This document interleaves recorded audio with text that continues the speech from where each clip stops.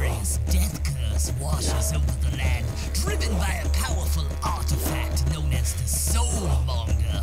4 would-be heroes have been sent to the jungles of Chult to destroy the cause of this terrible affliction. Vale, the half-elven paladin, who's just now learning of his divinely granted powers. Ubo, the total monk from a distant land, who's as quick with his wit as he is with his staff.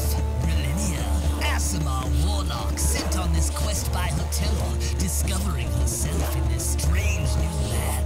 And Gunslinger Cole, tiefling artificer and archaeologist who may just dig up more than she bargained for. This motley band of adventurers must work together to brave the poisonous plants, venomous monsters, thundering dinosaurs, and rotting undead of the jungle. Join the omnipotent dungeon master Jake from Mini-Terrain Domain to see if our heroes can find the Soulmonger, uncover the deeper mysteries of Chult, and free the world from the death curse. Welcome to the jungle. Welcome to Chult of Personality.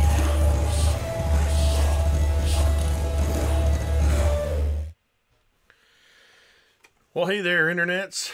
It's Jake, also known as Mini-Terrain Domain, and this is MTD&D's Tomb of Annihilation campaign, Chult of Personality. I know it's been a little bit. It's been a couple weeks since we've been on. We've had a holiday and a couple other things going on, but we are back. And we are ready to play some Dungeons and Dragons in the jungles of Chult. As you can tell from the handsome but still Drake mugging for the camera, Drake is not here. He's hanging out with some friends down in Florida. So we're going to continue on without our turtle monk Ubo. But we are joined by the magnificent Mike the Piper, playing Vale Istafall, our half-elf paladin. The stereotypical Marquise, playing Dun'Ala, our Yuan-Ti sorcerer. And our other resident Canadian, though I didn't identify anyone else as Canadian, Megan, playing Brilinya, our Aasimar warlock. I'll let you figure out which of the other two are Canadian. Now, as is typical, before we got started, I gave everybody the opportunity to give a recap for a point of inspiration, and nobody took it. So I'm going to do the recap, and I'm going to use the point of inspiration for my monsters and minions and whatever else. Everybody has points of inspiration on my side. So here we are. It's episode 20. This episode is called What Goes Up Must Come Down. Heading into the jungles of Chult in pursuit of the mysterious Soulmonger that is the source of the death curse that has plagued the realms. These adventurers, well, not all of them, 4 adventurers set off into the jungles, but the tiefling artificer, gunslinger Cole, met her grisly end in the jaws of an Allosaurus just a few days ago in the game time.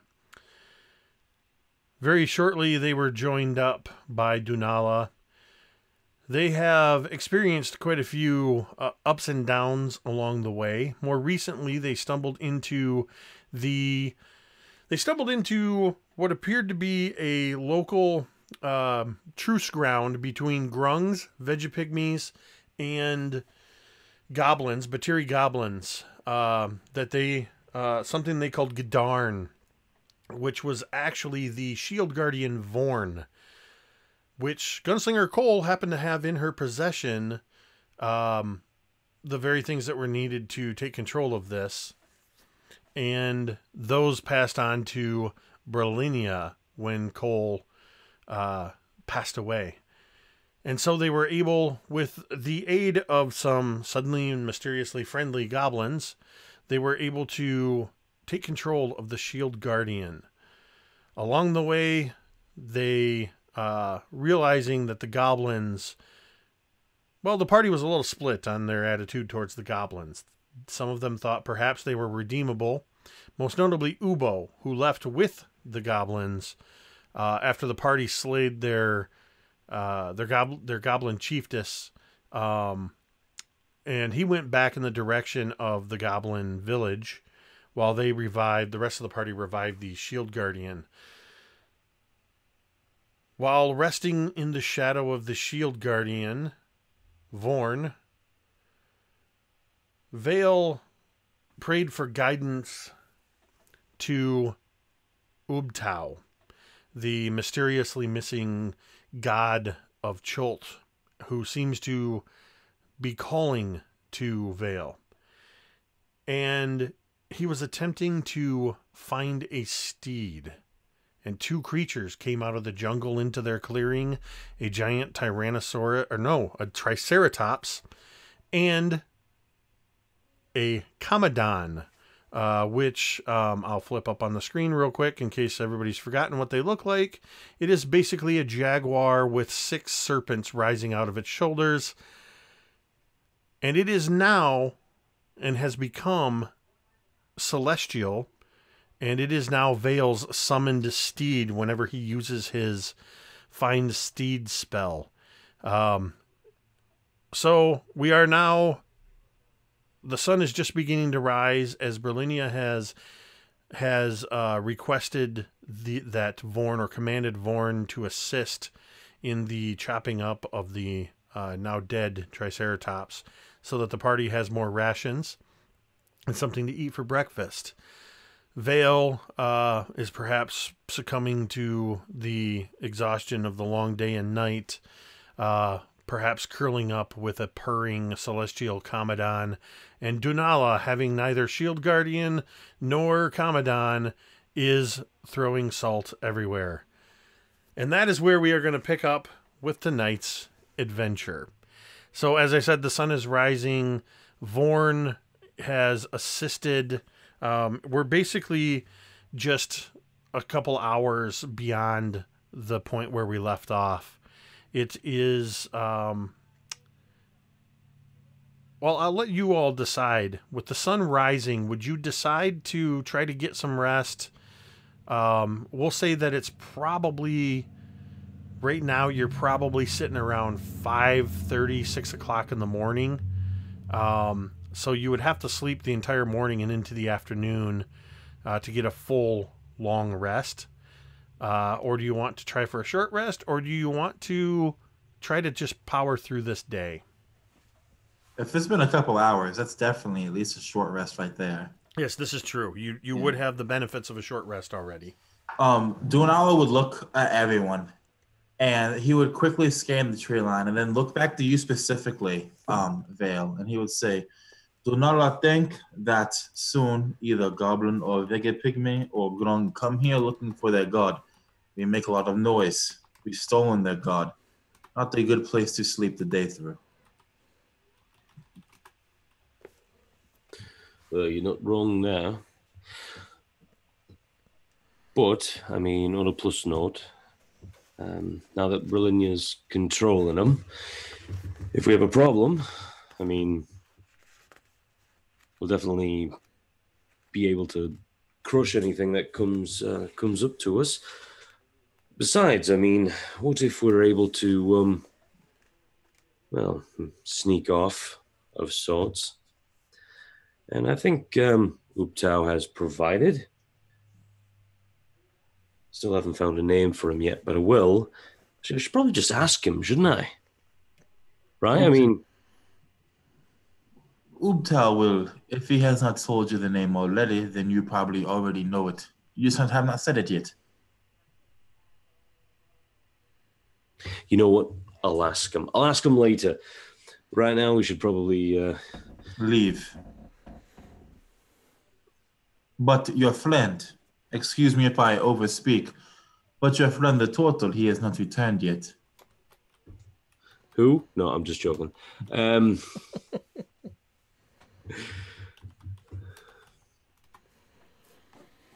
don't know what we're going to do. I mean, what do you think, Brill? Should we go just tromping off after him? I fear that something has happened to him. He's been gone for a long time. Those goblins. Yeah, I mean, I really don't think they took him to the happiest place in the world. But I'm thinking if we just stomp off after him with a god in tow, let's not forget that. I'm sure the goblins will see to it that Ubo's return safely. And besides, it's like you said, Dunella. You know, these goblins are just, they're evil creatures. They got to be put down anyway. Dunala's eyes look first to your rapier, and then they look and meet you in the eyes, Vale. And he says, currently, you are correct. Right, well, if we go ahead and take, the big fella here back to the hell were they called again? I don't know, the worm-riddled crotch rot tribe of something like that of goblins over there. We could just Are you talking about the goblins or the plant people? This is Salida has spoken up. The goblins. What are they? The worm rot or the biting ant tribe? That's it. Forgive me, my accent suddenly became more Chultan. It's been a while since I've spoke. No, that's all right. So no, that's good. No, you're good. But that's what I'm thinking. We take the big fella here, go back, pull Ubo's arse out of the fire, and then we could be on our way to the heart of Ubtao and to finally rid this bloody world of this death curse thing. I agree. I think that would be good to do. And then a hut with some bees. I can already taste that honey. Oh, it's lovely. I need everybody to roll me a d20 real quick. Uh-oh. Oh, God. Oh, God, we're all going to die. Just straight d20 and tell me what you got. 31. Wait. 13. 8. I got 20. Oh, shit. Wasted my crit. There it is, the only crit. Gone into the mist. Well, have you switched your dice from what you were using yesterday? I got to ask you that. It's still the same online dice, so we'll see. Okay, because they were not doing well for you last night. So, as you're deciding to head back towards the goblin village of Yolyark, the sun is starting to rise properly. It's a good and proper, hot and humid, pretty typical for what you would expect. Made ever more noticeable by the complete lack of wind of any kind. And as you prepare to begin moving forward, you hear the not too distant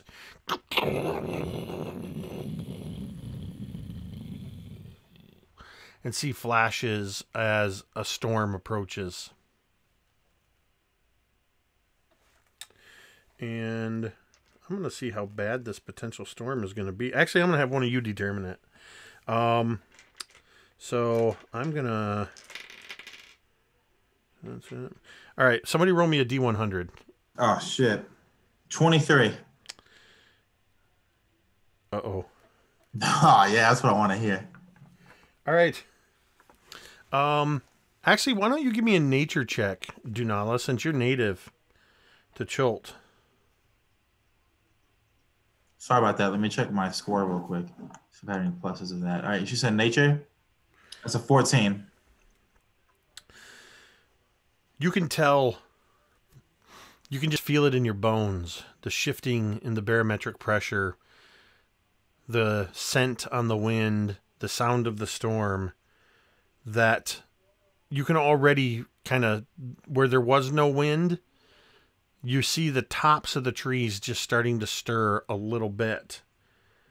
all of these things are the forerunners of a tropical storm. Vale.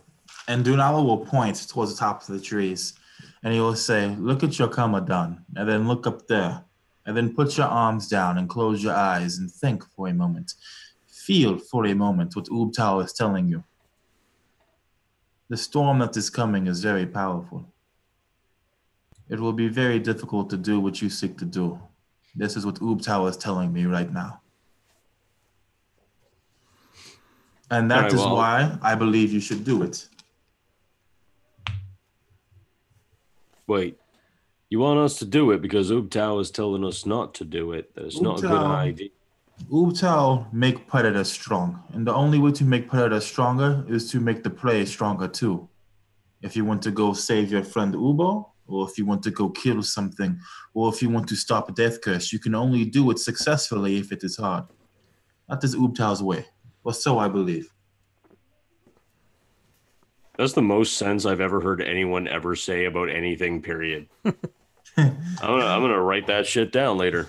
That was profound as hell. Ubtao. Ubtao.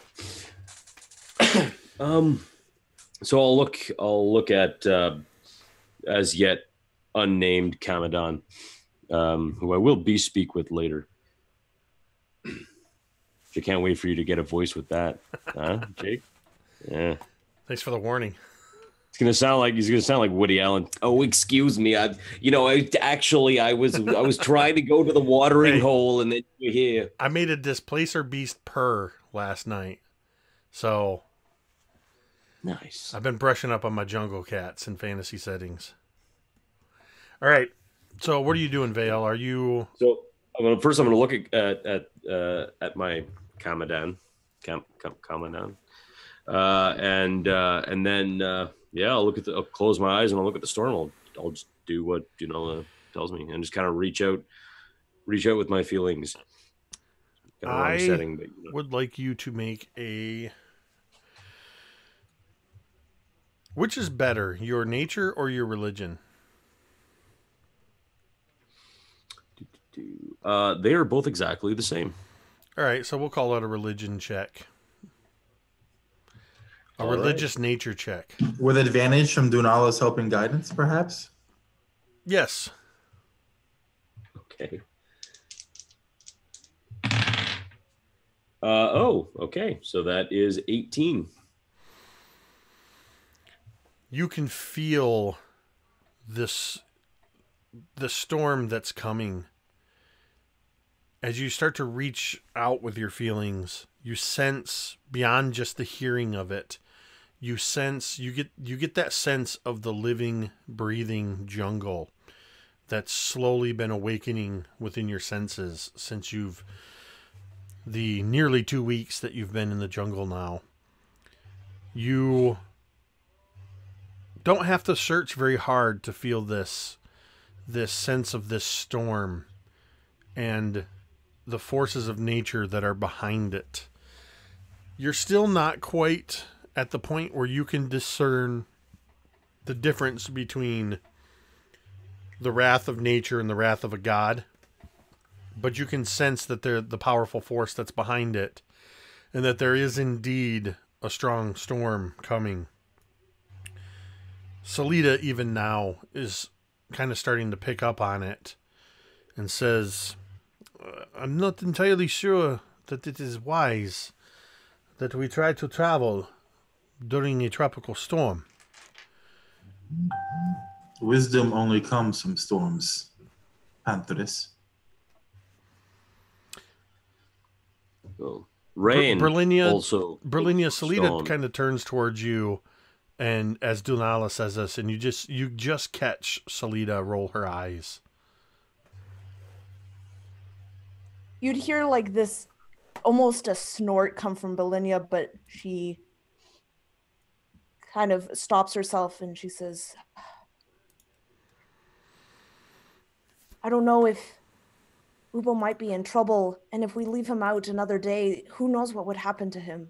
Who knows what the goblins would have already done to him? But I don't know this area.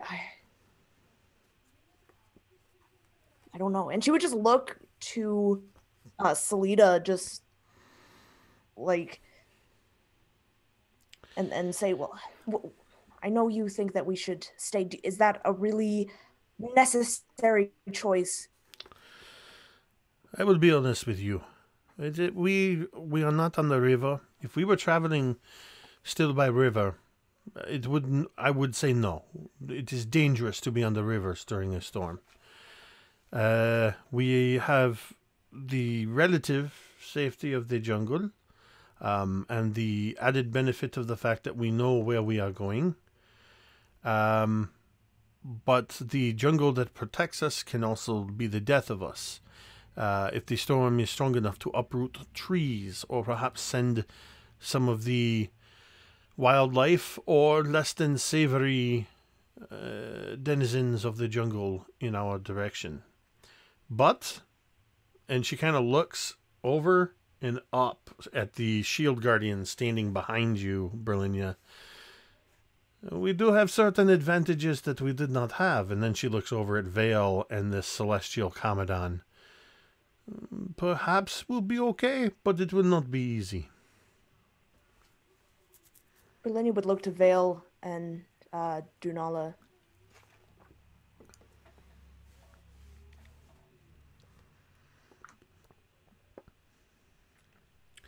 And Salida looks at you as well. Well, I'm feeling rather brave. Besides, I've got a new kitty. You hungry? You like some goblin meat, maybe? And I just kind of scratch the bottom underneath his chin. Not of the cat head, but one of the snake heads.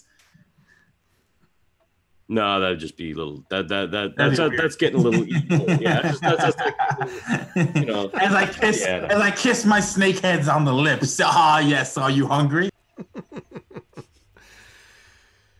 All right, then.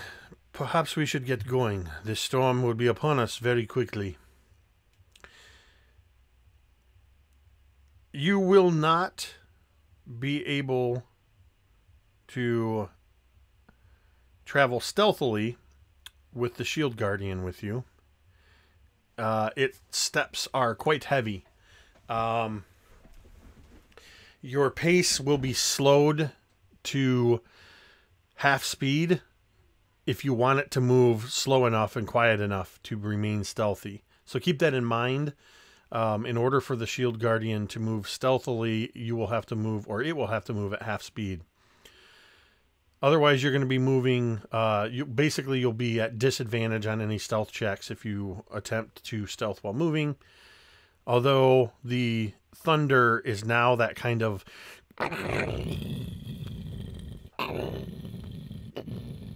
almost not letting up. Just a continuous roll of thunder with peaks and valleys in the sound as you begin trekking forward. The light that was coming just a couple hours ago with the coming morning has now turned almost as dark as the night within the jungle as the storm clouds begin rolling in and the rain begins. You hear it approach from the west as you're heading north towards where Yelyark and Ubo went. And you hear that kind of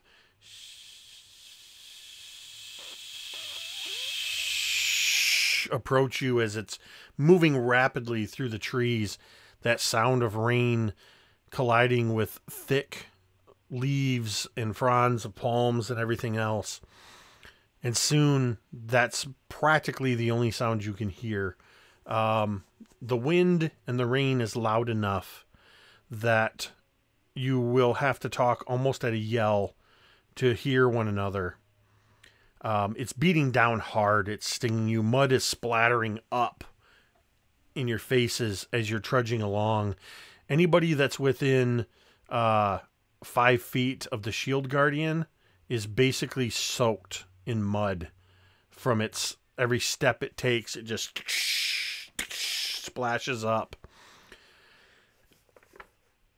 Are you letting Salida take the lead, or is somebody else taking the lead? Who's on point?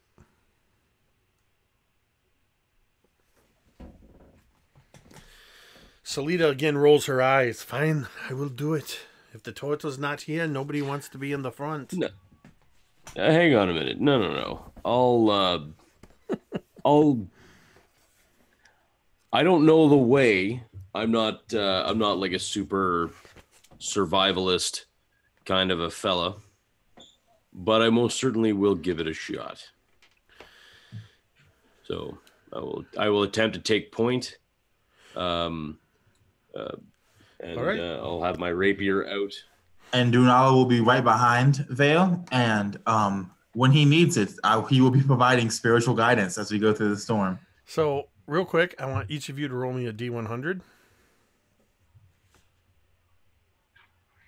Another 23.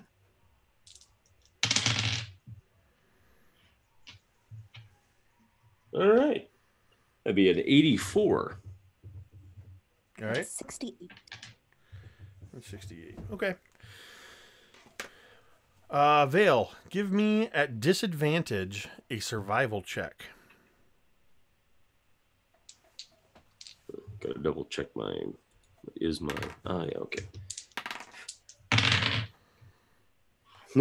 Wow. All right, well, that's a 6.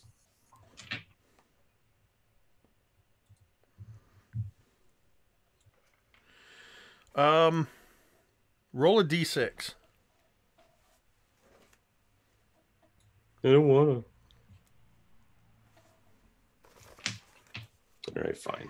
For anybody that might be wondering, I'm employing navigation rules from Tomb of Annihilation. And this is what happens when you fail your survival check. So I rolled a full-on 6. Interesting. No, it's not. It's probably pretty abysmal. It's probably terrible. All right. Oh, we're screwed. Well, you don't... We're so dead. All you know is you're in the jungle, it's dark, and you're traveling in the direction that Ubo went and the direction that you had traveled to and from Yelyark with the goblins the previous day. The storm is beating down heavily. All of you gain 1 level of exhaustion.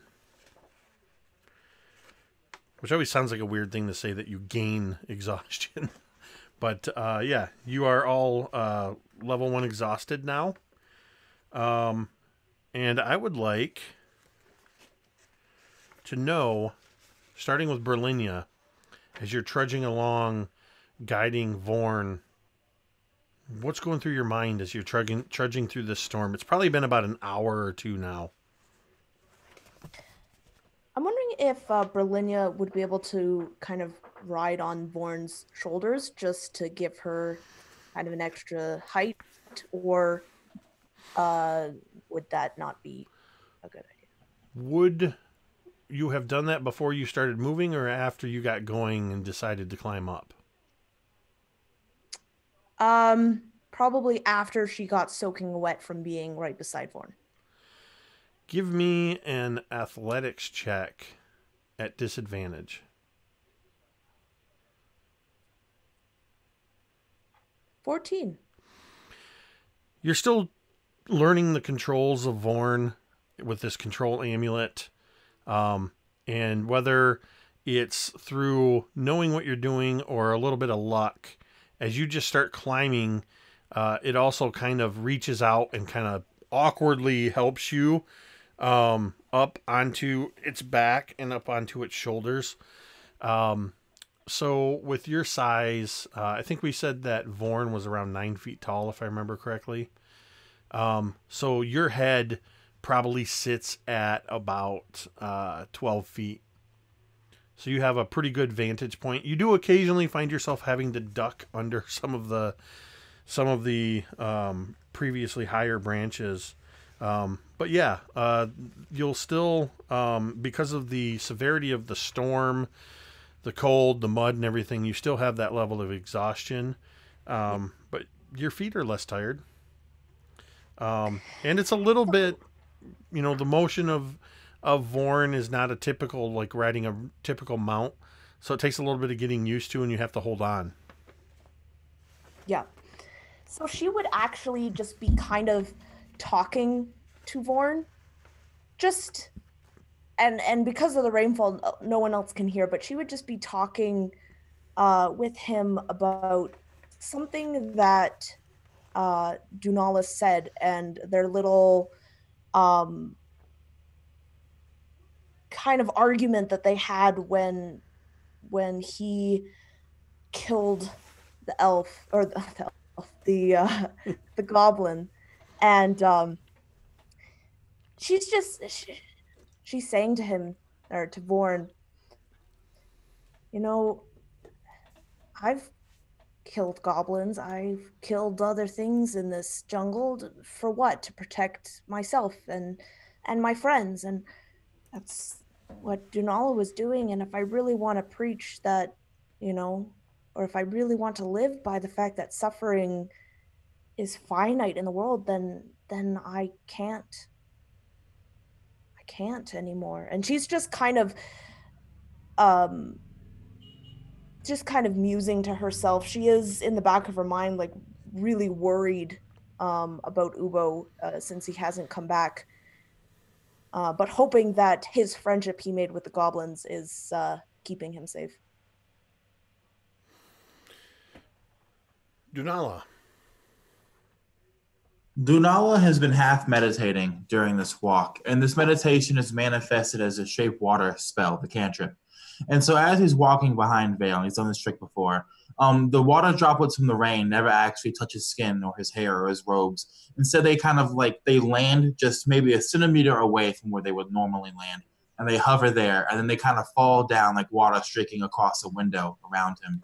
And as he's meditating, he's staring at Vale from behind, following his steps, his bare feet sinking into the mud. And then finally he says, "You mentioned a hut and bees."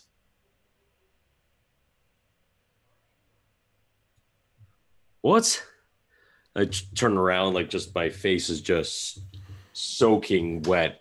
And I'm trying to hold my hand up from the rain, like, for some reason finding every way around my fingers and through my hair, just like getting me right in the eyeball, you know, in that way that, you know, you just hate when rain just for some reason seeks you out and just like, hey, retina. Yeah.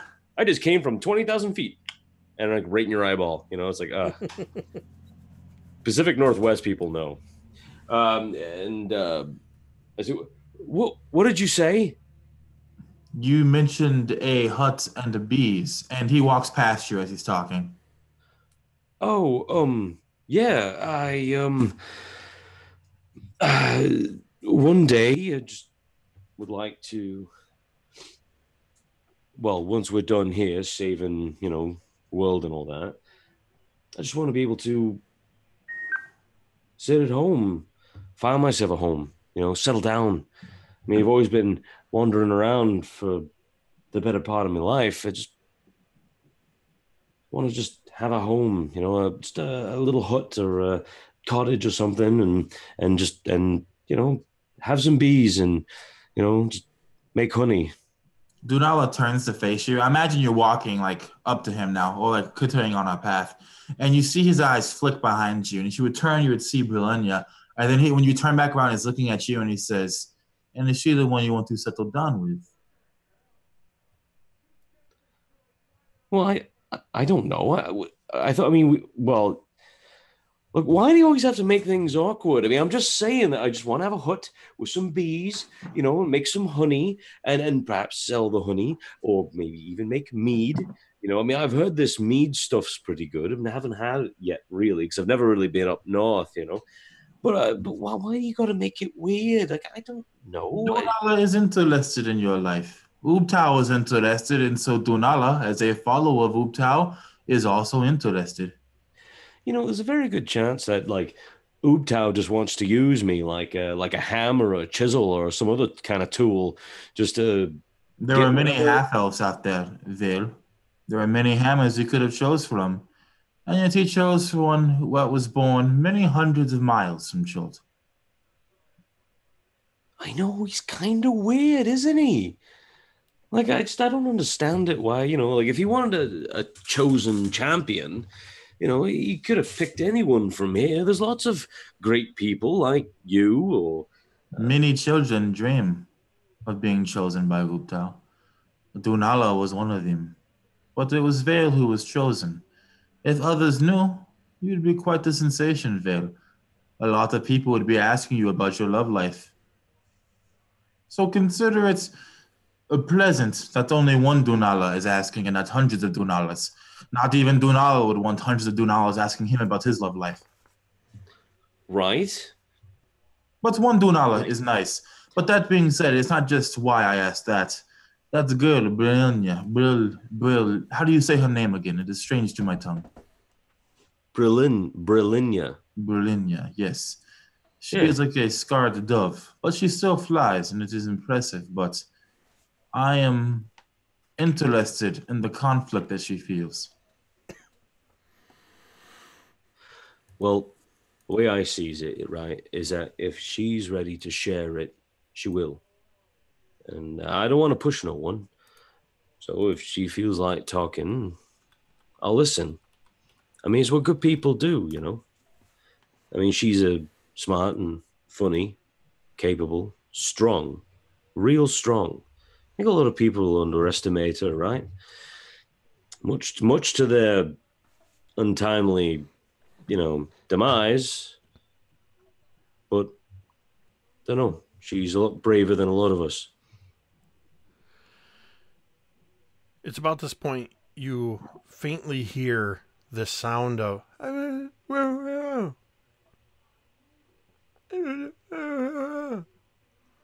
Ah, bloody mosquitoes.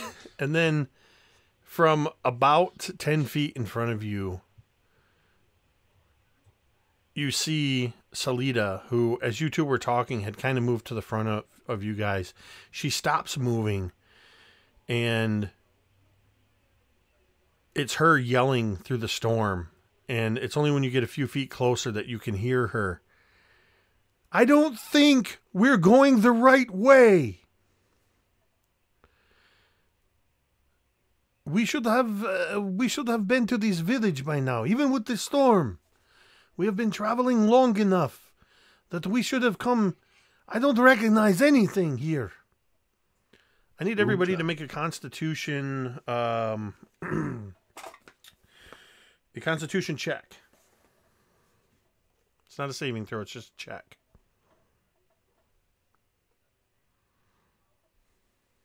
$19. 21. I forgot to open the chat before I set the window, so I can't see anything you guys put in there. So yeah, just call them out. What'd you get, Brillo? 14? Oh, awesome. Salida's the only one who failed her con check. You see that Salida is struggling to move. Like with every step, she's slipping in the rain, in the muck. She's getting tangled up in roots that are now exposed as the mud is slipping away. Salida looks just like the rain is just beating her down. Mechanically, Salida has picked up a second level of exhaustion and can only move at half speed now. I think that seeing Salida having a rough time, Brilinya would kind of slide off of Vorn and kind of go and help her and offer her to ride on Vorn. Just say, hey, it's okay. We'll find where we need to go, but you look exhausted. I can do it. I can. No. It's okay. It's okay. Please, you can still look out. You're high. You'll be high enough to keep a lookout, but just take a little rest. You can see that it's difficult for her to make this admission and to accept this, but she can barely take a step without looking like she's going to fall over, either from slipping or from exhaustion. And maybe at that point you remember that she was while you guys were resting, she was working with Vorn, butchering the Triceratops and setting so you guys wouldn't run out of rations and stuff. So she finally reluctantly accepts and allows you to control Vorn to lift her up and let her perch up there on Vorn's shoulders. During which she says to you what she says to them. She goes, I don't know where we are. I can't even tell. She's kind of looking helplessly around. I don't even know what direction we are heading in. Somewhere we must have gotten turned around. I do not blame any of us but the storm. We should not have gone. We are heading where Ubtal take us. There is nothing to fear. For one of Chult, such as you, she's now kind of up on Vorn, yelling down at you, Dunala. For one native to Chult, such as you, I would think you would have greater wisdom in the face of a tropical storm. If you thought that we should not have moved at all, you should have said more than you did. It is easy to talk from the back of giants, but down here we only have our own wisdom and our own interpretation to go by. And I interpret this as Ubtal's message. He is leading us somewhere, and I will follow, as will Ubtal's champion. She says something that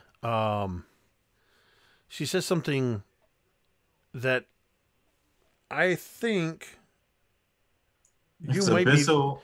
Yeah, it's Abyssal. Abyssal. I was just trying to remember if Brilinya speaks Abyssal, but you speak Infernal, right? Or you know Infernal? Or do you? No, you don't know Infernal. No. You're an Aesimer. That was cold. No, I speak Celestial. Yeah, so she mutters something just loud enough for only you to understand, Dunala, that basically translates as old stubborn bastard. You shouldn't speak such evil words in such an evil tongue, Pantherus. These other two might not know what you say or what you speak, but Dunala knows. She kind of looks... Actually, give me an insight check. Gotcha. Let me pull up my sheet real quick as I do this. Oh, that's a text message. There we go. There's my dice roller. All right, that's a 15 on the dice. That's going to be a 16 total, I think. Yeah. When you say that, she No, kind of sorry, has 19 total. She has this look on her face like when you think something and you say it out loud accidentally, where she just kind of real quickly is like, and then she just in common says, asshole. Where did you learn that tongue, Pantherus? It is not common to Chult. It is not common to anybody. I have been guiding many through these jungles for several years now. I have picked up a little bit here and there. A little bit of the tongue of demons and darker things still? We have a apparent envoy of Ubtao, a giant metal and wood creature, a Commodon, and a celestial touched Aesimer with us, and you question my use of abyssal curse words. To repeat the esteemed guide of our party, I would think that as a native Chultan you would know to be more suspicious of outsiders and foreigners, but alas, maybe things are not as they seem. And then Dunala will look to Vale and say, shall we keep moving? If you happen to look up at her, Brilinya, you might see another eye roll, and she doesn't actually like give Dunala the bird to his back, but she gives a sort of gesture that you don't need to know what it means to know that it's a rude gesture. And then she just clings to Vorn. What are you guys going to do, though, knowing that... well, let me ask Vale. Vale, what are you going to do? Dunala's saying that the storm is guiding you, and Salida is saying the storm is causing you to be lost. I'll call up. Salida, can you see anything from where you're positioned? I am very certain that what I see is what you see. Everywhere I look is rain and this mud. This rain is so bad it keeps making me mess up my accent. Well played, sir. Well played. Take that breaking the fourth wall page out of Mike's book. Damn it. So I'll. You know what? I'm going to make another survival check. Okay, you'll do so at disadvantage. And I'm going to use a point of inspiration to even it out. No, not you, Marquise. Yes, to like take out that silly disadvantage thingy. Psh, psh. All right. Now we're talking. That is a 17.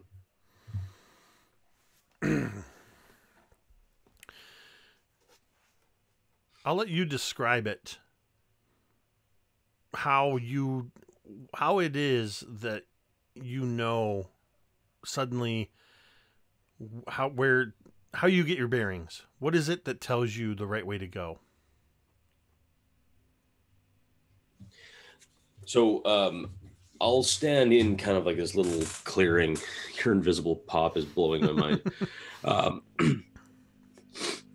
So I kind of stand out in this clearing, and I just close my eyes for a second, and the rain just pounding, thundering, echoing through everything. It just begins to fade. It just fades in the background like white noise, and then I listen. I listen for the sounds of the different creatures and animals that are in the vicinity of me, and I just allow it to expand outward and outward and outward, and then suddenly it's like I'm not looking for something. I'm looking for the void between some things, and suddenly I can just pick it out. This one spot where the animals aren't making noise, and suddenly I think to myself, you know what? If I was a large pack of goblin hunters, I'd probably be, listening for animal noises so I can hunt them. And so wherever the animals aren't making noise has got to be the direction that the goblins are going to. So I just kind of stop, and then I just kind of point. I say, that's where we have to go. And you kind of realize that where you should have been traveling sort of northeast this entire time, you had somehow veered off almost 45 degrees in the wrong direction to the west. So you were traveling more northwest. So you're able to course correct and kind of figure out now where you should be going. Even kind of correcting for that move in the wrong direction. You're certain that this is the right way to go to get to where it is that you want to go. The storm is not letting up yet. You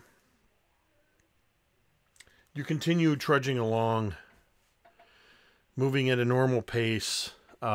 Salida perched up above. And because of the rain, I need everybody to make a perception check at disadvantage.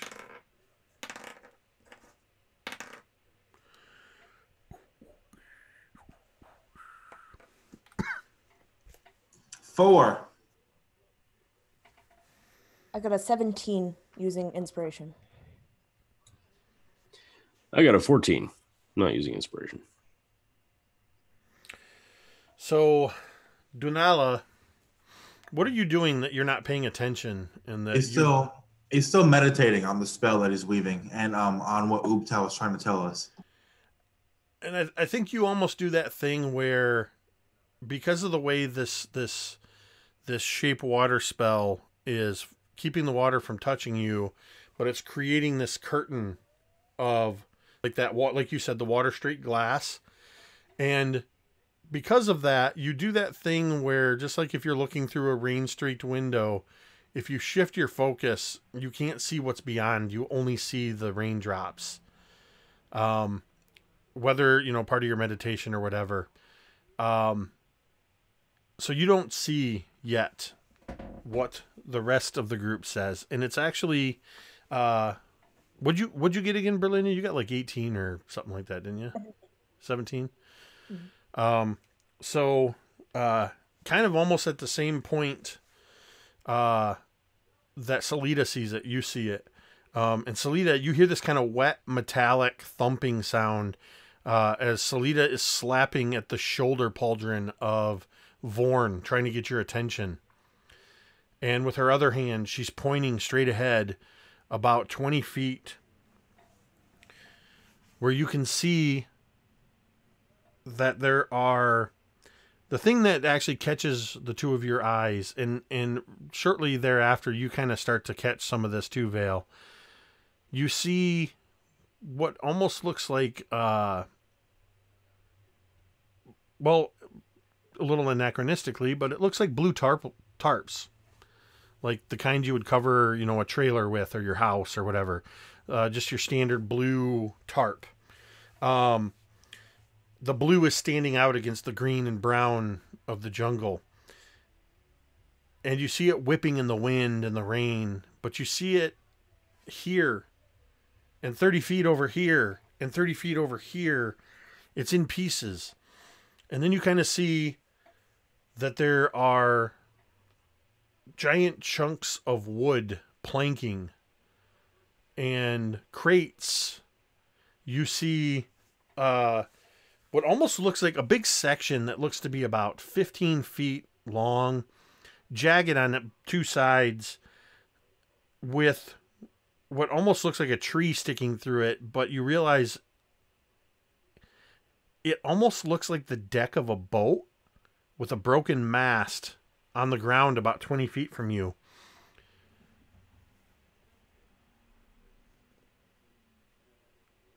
What do you do?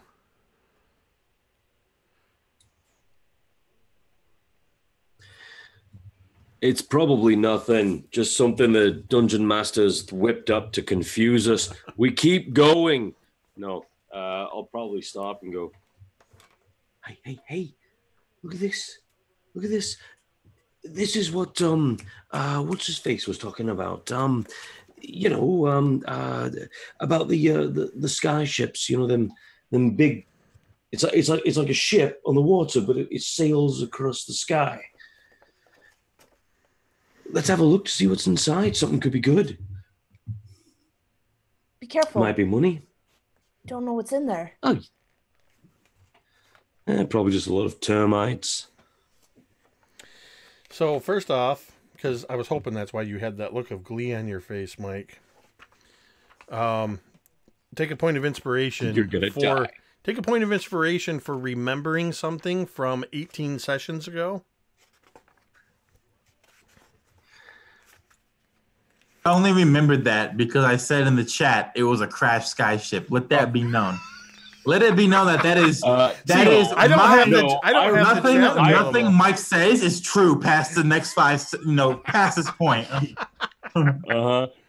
You know what? No, because I remember, because Wakanga Otamu had specifically pointed that out on a map where that this was it was rumored that a crashed sky ship.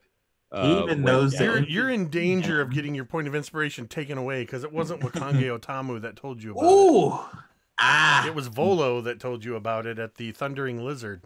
Oh, I wasn't even here for that session. You were drinking a lot of tej and eating yucca beetles right before a dinosaur race broke out. So that may be why your memory is flawed. No, you can keep your point of inspiration. Oh, that's good. But yeah, you do remember that Volothamp Gadarm. Is that his name? Yep.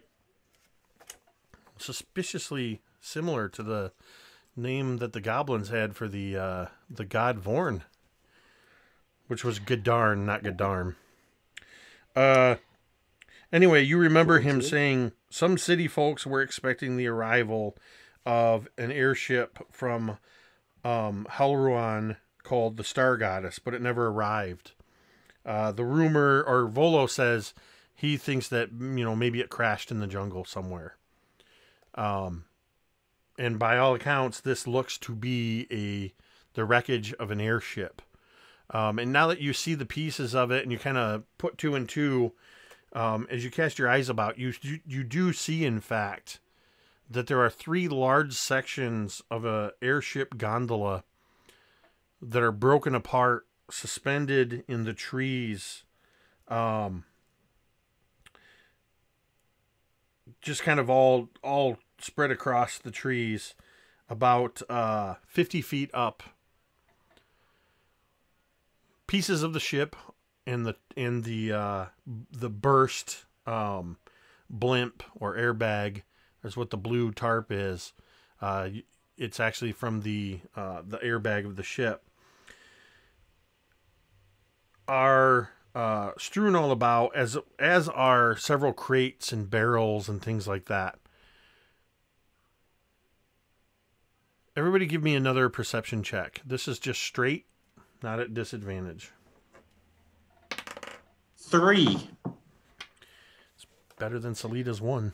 I got you beat 12. with a 4. What'd you get, A 4. Mike? 12. Okay.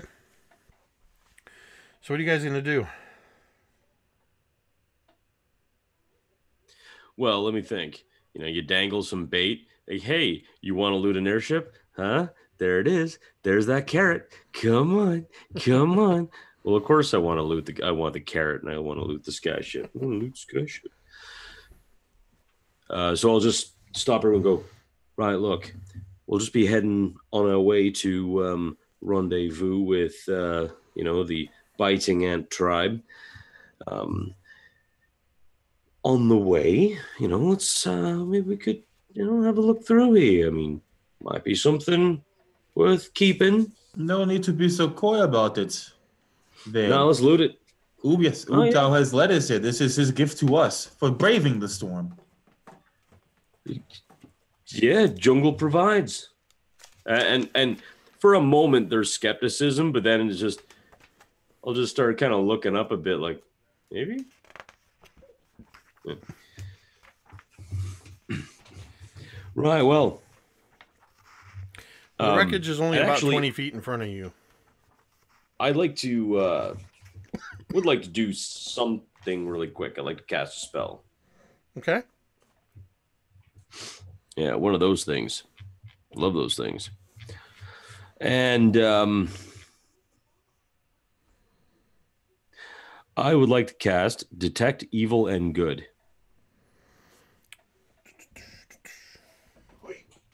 So I will know where an aberration, a celestial, a fae, a fiend, or undead within 30 feet is. And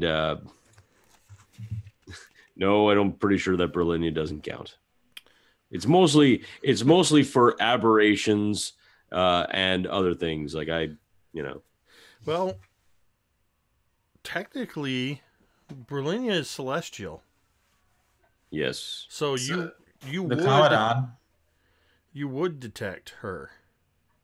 and the Commandant. No, and I get that. Yeah. And your Yep. Commandant. I know. I definitely. Yep. I would get that, but I mean, I would know where. Okay. Yes. I'm pinging off a Commandant behind me.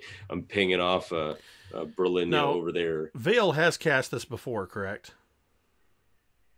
Didn't you cast this once before? Yes, I believe. Okay. Yes. So you're not surprised to see Brilinya, that it's pinging off of her. There's maybe a moment where you're like, oh yeah, the Commandant is celestial now. What does it look like? As your spell identifies them as celestial, what does that look like? It's almost like kind of like the jungle just kind of goes into this this kind of like gray, like it goes from like this lush green to just kind of gray.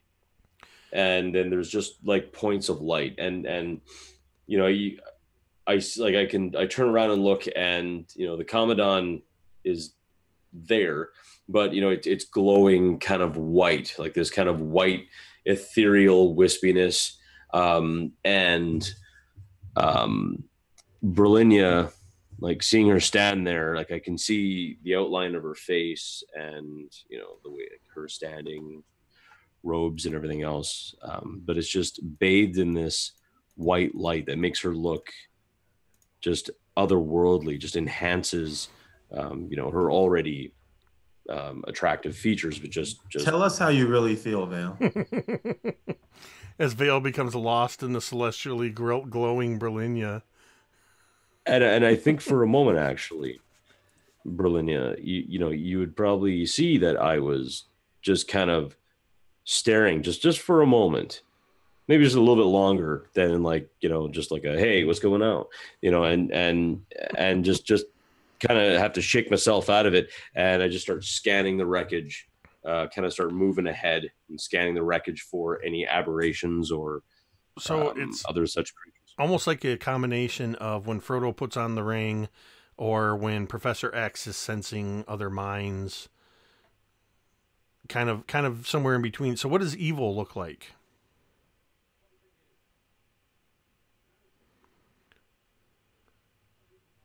I would say that you know, like aberrations would probably come out, you know, they would just ping like this kind of like orangey, sort of a like a strange off color, like an ochre, but it's like a light. You know, and as aberrations kind of like move through the jungle, it's like, there's one. You know, fiends and other creatures would be like, you know, this pulsing dark reddish kind of glow, and then like undead would just be like an kind of like an absence of light. So you know, if it would be like kind of like looking into just like a Vanta black, Okay. you know, just like a void. So yeah, you see this glowing, and it's almost like the celestial glow of your Commandant and Brilinya have a residual radiance that kind of fills this space as you're sensing everything. And it's in that residual radiance as you're scanning the wreckage that you see two absences of light in front of you about 20 feet. And then they seem to almost kind of split and become four. And then you notice just beyond them, barely visible because of the distance, they're at the edge of the range of your spell, four more absences of light as you have detected 8 undead within 30 feet of you.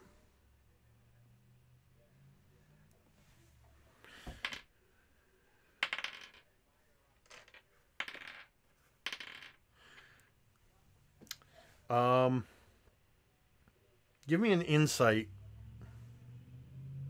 Vale. I'll even let you do it at advantage because of this spell being up. As you're observing these silhouettes of the absence of light, give me an insight at advantage.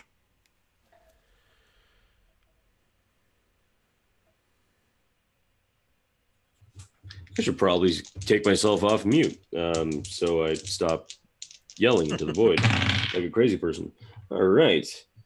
So it is a 16. Looking at these shapes, you're fairly certain that they have not detected your presence yet. And that can only be attributed to the storm. So where you stand about 20 feet out from the closest of these, where it's clear to your eyes that they're milling around, and kind of where you see the shapes of the airbag tarp kind of hanging down. It seems like some of them are obscured from the other's eyes by the tarp and the rain. But they don't have any kind of body language that indicates that they've seen you yet.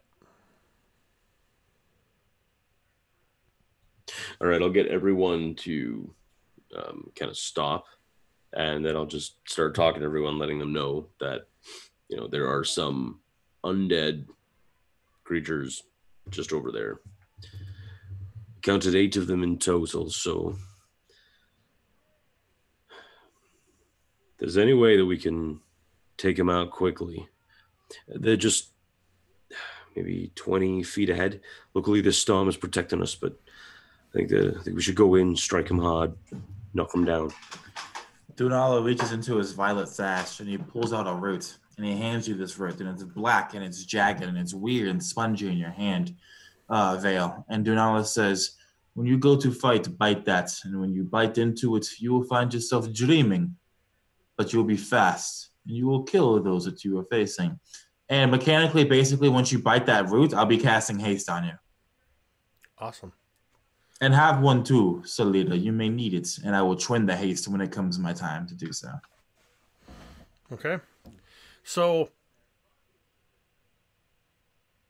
what I'm going to do is, if you guys are going to decide to take on these undead, we're going to roll for initiative, and you will all get to go first, regardless of their turn in the order. You're basically gaining surprise on them since they are unaware of your presence.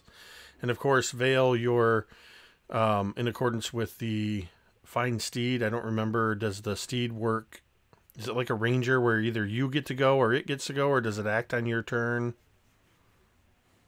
I don't remember how that works. I think it has its own turn. As it's so much like a warhorse, it'll. No, you haven't seen about one. Steed drops to 0. You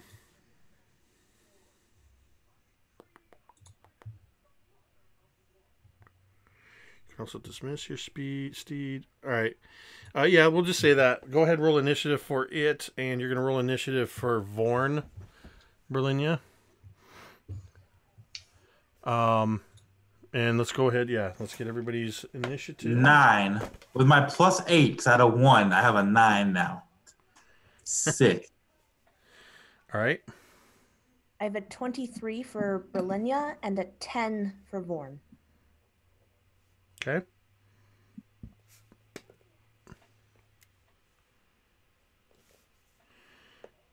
And Vale? Yeah, sorry. Actually, funny enough, it's 12 for both. All right. Both me and the Commandant. So it's going to be Brilinya,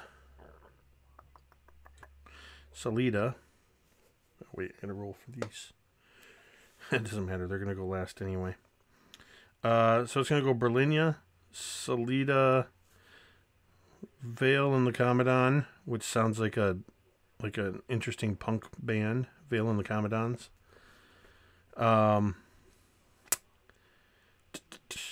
Nothing? Not even a courtesy laugh on that joke. Wow, tough crowd. Never mind, I'll take the stony silence. Next will be Vorn, followed by Dunala, and my guys go last.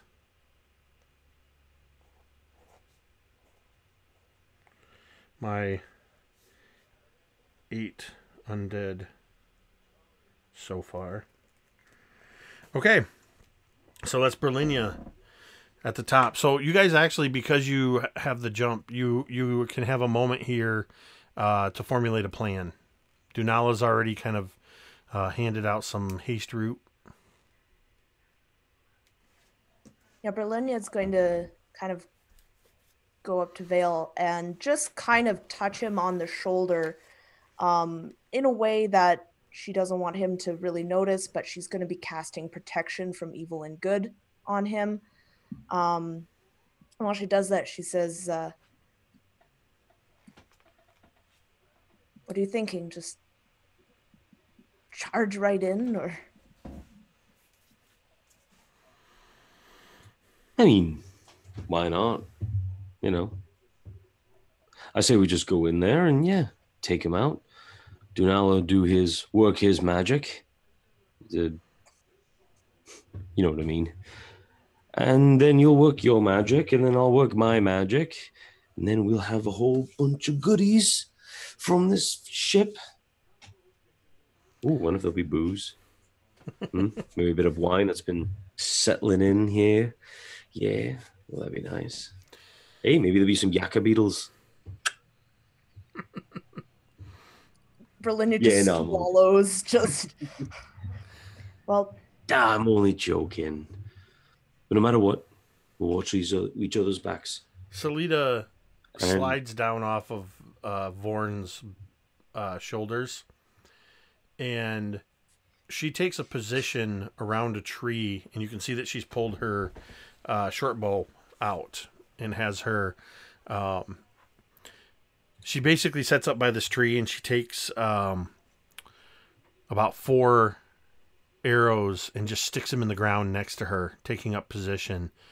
And you can see she's leaning a little heavily against this tree. She's still kind of worn, but she seems to hold her bow confidently. So if you guys are ready, we're at the top of the order with Brilinya. You have 8 undead that, now that Vale has kind of pointed them out to you, you can make out their shapes moving, just kind of shambling amongst the wreckage. A couple of them seem to just be walking around like this with their heads up.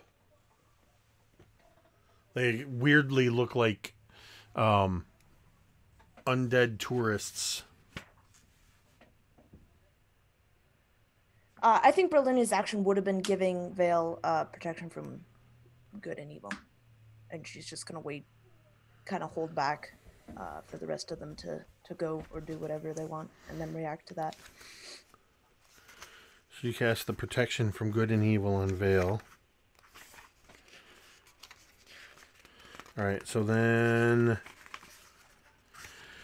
it's going to be Salida. So when were you casting this haste, Dunala? If I could have casted it before the combat, I would have done so. Or you could wait till my turn. It's up to you. I'll say it's as part of your preparation that you were able to cast it on Vale. So it would be casted for both Vale and Salida. Okay. It's gonna. I don't know if any of you guys have lucid dreamed before, but it's as if you're dreaming, but you know you're dreaming. Everything has that really surreal look to it. You're partially hallucinating while you're under the spell. Your AC increases by 2. You have advantage on dexterity saving throws, and you get an additional action to make another attack, dash, disengage, hide, or use an object on your turn.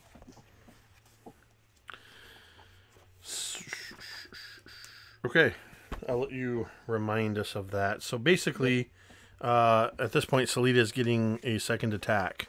Mm-hmm. Both her and Vale, because it's twinned. Right. So she just kind of, as you guys are all setting up your plan, and Salida kind of takes her position, you see her shove that root in her mouth and begin chewing on it, and she kind of turns her head around, and if it wasn't for the rain, you'd probably hear that that cracking of her neck as she picks up one, and then she kind of, you almost see the pupils just kind of,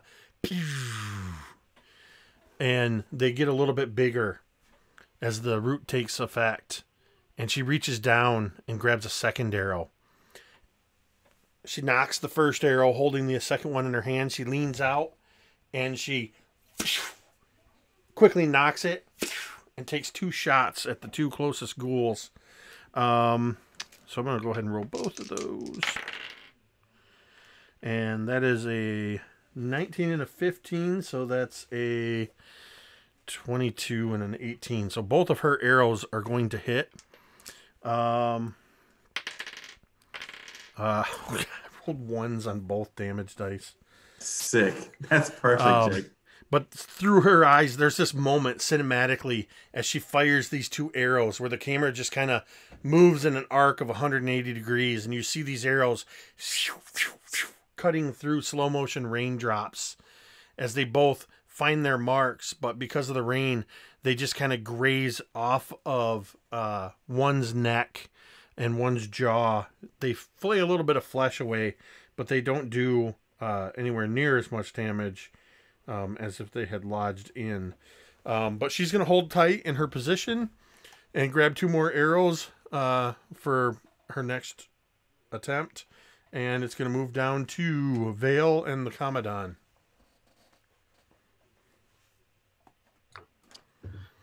So I grab the root and chew it, and just for a moment, it tastes like a yakka beetle farted in my mouth while dying simultaneously. I was like, huh, and just, you know, like from like, can't remember the movie now for some reason. It's not firing, but like just the pupil just, and suddenly everything just seems so much slower. Like it seems like I'm just traipsing through while like all the other, like everything else is just slowed down.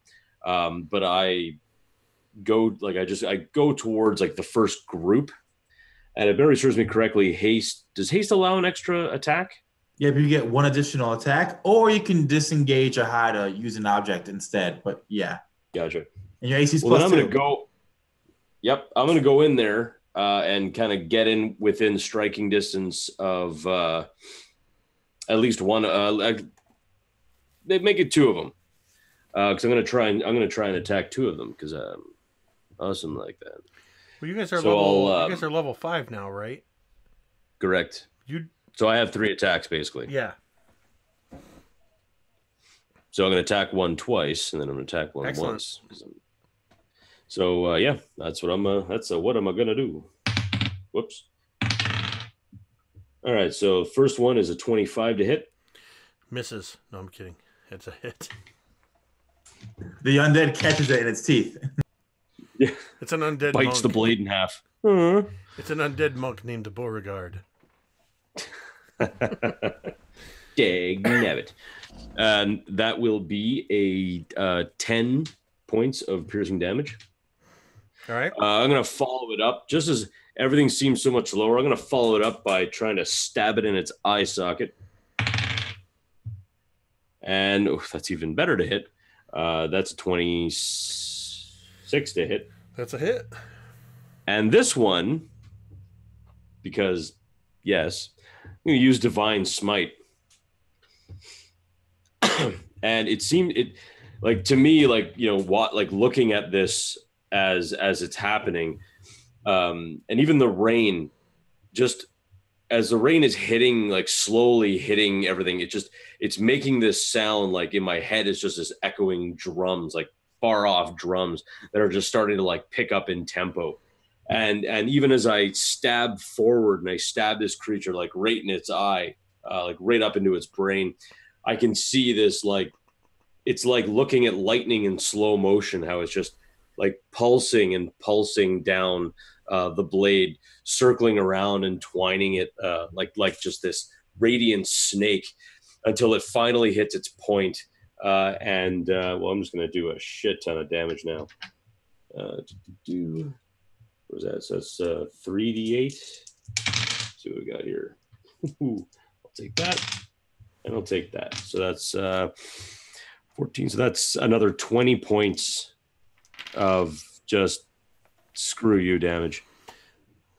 What does it look like as you take out this first one? As I can see it, as the radiant energy just travels down the blade, it just the skull just slowly lights up, and just like parts of it, you know, like small holes begin to like point light until it bursts, and it's this like slow motion, like little motes of light and energy just crackling from it. And to me, it's like, that looks so pretty. But of course, to everyone else, it's just this big, it's just this quick flash, and this like desiccated head and brains just kind of like spatter out onto the tall grass and foliage as the thing just like tramples over. And like in the movie 300, you kind of see that in slow motion, and then there's that moment of quickly speeding up as you continue on your attack to the next one with that third attack, and then it shifts back into slow mo. So it's like that.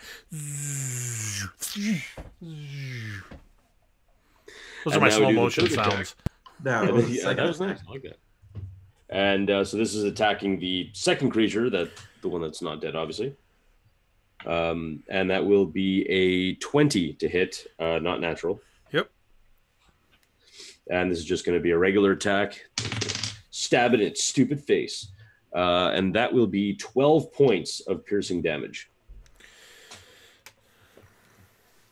Yeah, your rapier, just as you turn, your rapier just kind of skewers right through its midsection, and as you pull it back out, there's this moment where this black ichor just kind of arcs perpendicular to the rain, but you don't kill it. So, all right, I believe that ends your turn. Now, what about your Commodon? So the Commodon probably doesn't know what the hell's going on. He just thinks, great, this dude's freaking high as hell. He will go in and attack the ghoul that I had just ended my turn attacking. So I'm just going to pull up his stuff just to make absolutely certain I do this right. As a matter of fact, he's going to make he makes 2 attacks. So he'll make a claw attack, and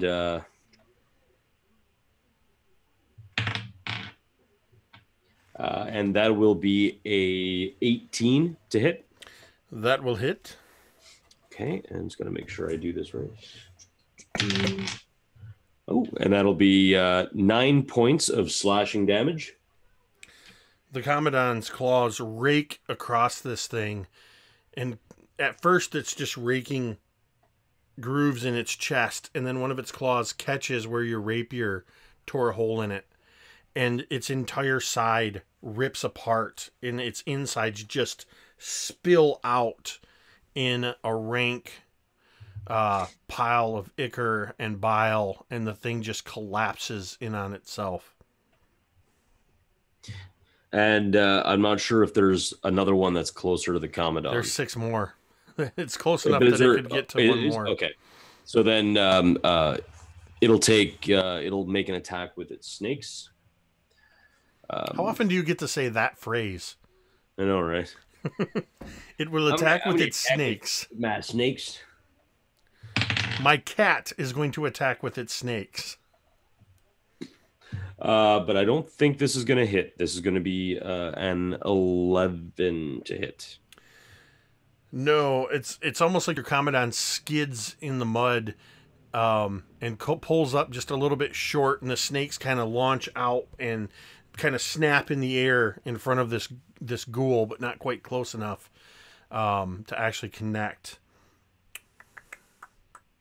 And that's going to take us to Vorn.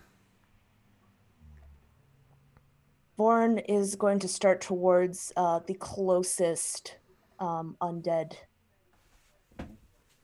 and punch it with its 2 fists. All right.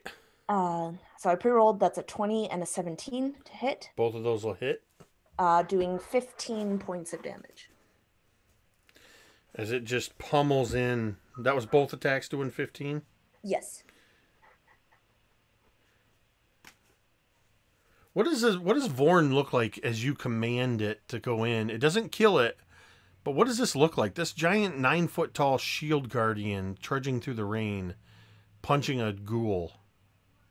I can almost imagine that Brilinya's eyes would just turn this like blue color, the same color that showed up when she first connected with Vorn. And you just see her just kind of twitch her head a little bit towards one of the undead, and this thing would just kind of go. It would be like this unspoken command. Yeah, and it kind of comes, as it comes in, it punches in with its fist, and you can, from where you are, you can't really hear this, but Vale, kind of being in the fight, can hear bones breaking. The other fist comes in from the other side and kind of does this, doosh, doosh. And its bones, one of its arms is broken. It's got some ribs are now sticking out of its chest, but it's not quite down yet. Dunala. Is it not Vale? Oh, do I go before Brilinya? I did not know that. Nope, sorry. No, Brilinya was at the top. Brilinya was the first one. Oh, that's right. You're right. Okay, sorry. So he's actually going to saunter beside where Brilinya is, and Dunala will sit on the mud beside her, crisscrossed legs. And he will begin it looks like he's almost absentmindedly digging into the mud until he finds something. He pulls out his hand, and on his finger is a single ant. And the ant is docile. It is actually asleep. And he brings it to his lips, and he begins to whisper something into the dreaming ant's mind. And I'm holding my action. The trigger is if any of these undead in their turn, enter within 5 feet of me, Brill, Vale, Solita, I'm going to cast Infestation on it. Okay. Yep. Well, it is now the ghoul's turn. There are 6 remaining ghouls. The one that just got pummeled is going to... It's actually going to attempt to claw at Vorn. That's a critical fail, which, as you guys know, critical fails often result in an attack of opportunity. So, Brilinya, go ahead and have Vorn take another swing at this thing as it just kind of futilely rakes at its metal forearm. That's a 17 to hit. Yep. That does 13 points of damage.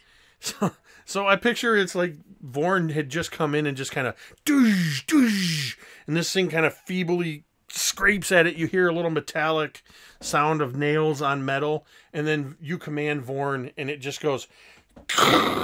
Its head crushes in. Its spine just shatters, accordions downward into its shoulders, and it slumps to the ground dead. Actually, she would command Vorn not to kill it. She just wants to.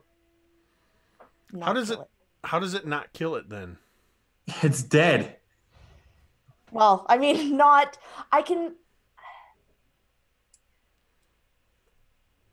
I can imagine that I want it to maybe trap it in some way or like just hold it down. So to everybody else, it kind of looks like it was this just what I described happened. But it's more, rather than a punch, it's more of a palm. And it does push its head down, shattering some spine. And as it collapses, the Shield Guardian just kind of bends down, takes a knee, and is just firmly holding its hand in place as this ghoul is grasping at it and just kind of flailing in the mud. Not quite dead. The remaining 5 ghouls are going to move into position on... let's see, of the 5 of them, 4 of them are going for Vale, and 1 is going for the Commandant. So Dunala, go ahead and fire off your... So it's going to be a Constitution saving throw from just any of the ghouls.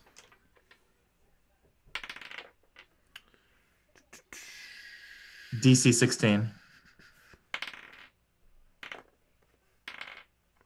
Yeah, they all fail. All right, it's only one of the ghouls that I'm targeting. Oh, you're only targeting one? Yeah. Well, the first one I rolled was a 4, so... Perfect. So as this ghoul lands down in front of you, Vale, Dunala blows across the ant. And as he does so, anyone who would see this, I guess is actually nobody, would see these weird black things leaving the ant's body, moving in a sphere that's going to blow around you, Vale. And as it does so, you're going to see ants crawling everywhere. And you see these ants begin to swarm on this ghoul as the ghoul begins to hallucinate these ants, tearing its body to pieces. It's going to take 9 points of poison damage and then move eastwards away from Vale by 5 feet. Is that the only kind of damage it does? Is poison damage? Yeah, it's only poison. So if they're immune to the damage, you would just move the 5 feet. So it's moving the ghoul 5 feet? Yep, because basically it moves the ghoul a random direction. I roll the 1d4 for it, and so the 3 is the east. And then it's being infested by these mites and these ants, or these streams of ants, and moving in a random direction, which is east. So you're unable to tell whether or not it actually poisons, whether the poison actually takes effect. But otherwise, you can see that this ghoul is shifted over, and the direction you moved it actually puts it in the path, though. Is it prevented from making any attacks or anything? No, it can move back in range if it wanted to. It just moves. No, you actually shifted it into the path. That's so creepy that just happened. An ant just crawled across my desk. Doing ala. Get out! Keep your spells out of my reality. Normally that wouldn't freak me out, especially this time of year. But yeah, just out of the corner of my eye, I was like, "Wait, did I just see that?" Hallucinations, man, dreams. Yeah. So anyway, it actually shifted it over into the path of the Commandant. So now 3 ghouls are attacking Vale, and 2 are attacking the Commandant. So the 3, I'm going to roll all 3 attacks simultaneously on, as all 3 of them, 2 of them are going to claw at you, Vale, and 1 is going to try to bite you. The first one is a 6, as it rakes at, and its claws kind of get caught in that tarp, and it doesn't hit you. The second one is a 14. Does not hit. Is it basically 18? 18 is the target you need to hit, because I have +2 AC because of haste. Well, it's the one that was biting at you that got a 22. No, modified 20 against hitting Vale. Oh, that's right. They all have disadvantage. Yeah. So, never mind. As it leans forward to try to bite you, it's almost like it doesn't see the tarp, and that it was kind of leaning through, as it's draped down and there's this kind of loop of material. It's like caught, like leans forward, its jaws snapping in front of you, and then it kind of swings backwards, held back by this tarp. The other 2 are going to attack the Commandant. The one actually, as it moves, the one that was affected by this spell, disoriented, lunges forward towards the Commandant and slips in the mud, falling toward it. Make an opportunity attack. One of the 3 attacks of your choice from the Commandant. That was a critical fail. Okay, that is... Oh, okay. Well, for a second I thought I was muted. That is a 12 to hit. I don't think... That is going to hit. Oh, wow. Oh, wow. Cool.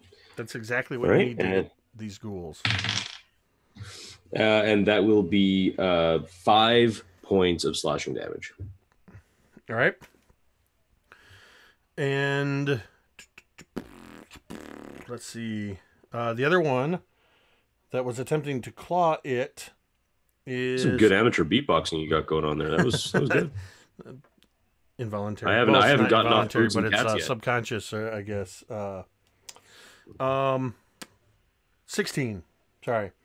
Does that hit your Commandant? Yes, it does. Okay, so your Commandant is going to take... Let's see. 3 and 2 is 5, 6, 7 slashing damage, and needs to make a Constitution saving throw. Ooh, and that is a 16 on the con save. All right, so it is not paralyzed. All right. And sorry, you said 8 slashing damage, right? 7 slashing. 7. Against your Commandant, which has like a bazillion hit points, doesn't it? The Commandant. No, we decided to go with average. Oh, that's right. Because that just would have been. So it's just like 70% of a bazillion. No. I mean, it's got 67 HP. Okay. I mean, it's a good thing it wasn't like, hey, give them full HP for fun, and that would be like, a 20th level wizard who decided to take some in con. Okay, so that's going to bring us back to the top of the order. There are 5 ghouls still standing of the original 8, and we're at Brilinya. Brilinya is going to aim an outstretched hand at one of the ghouls attacking Vale, and is going to cast an Eldritch Blast on it. Does a 12 hit? It does indeed. Okay. That's 14. What color is your Eldritch Blast again? It's this white ethereal blast. So, yeah, as it hits this ghoul that's near Vale, you just see this ghoul suddenly cracks all over its body in this white ethereal light as it just kind of and disintegrates into nothingness. Do you have any other attacks or actions, Brilinya? Nope. You're level 5, so Eldritch Blast fires 2 beams, not 1. So you could do another. Oh, yeah. At level 5, you should be able to dual Eldritch Blast. Oh. I believe that's correct. Marquise, I think Marquise knows more than I do. Marquise has played more Warlocks than I have. That's my favorite class. So you have 2 beams to sling at people. Oh. All right. I don't think a 10 hits, so. A 10 does not. So.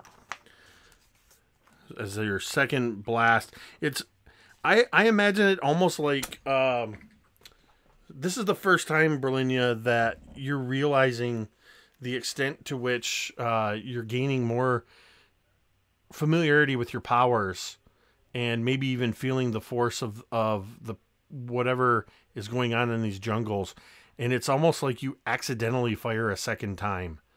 Mm-hmm. So you blast this, you're like, and then the second blast just kind of follows it immediately. You weren't expecting it, so you were already pulling your aim. And that Salida already has 2 arrows knocked as she's going for a couple of the ghouls that have not been hit yet. That's going to be a...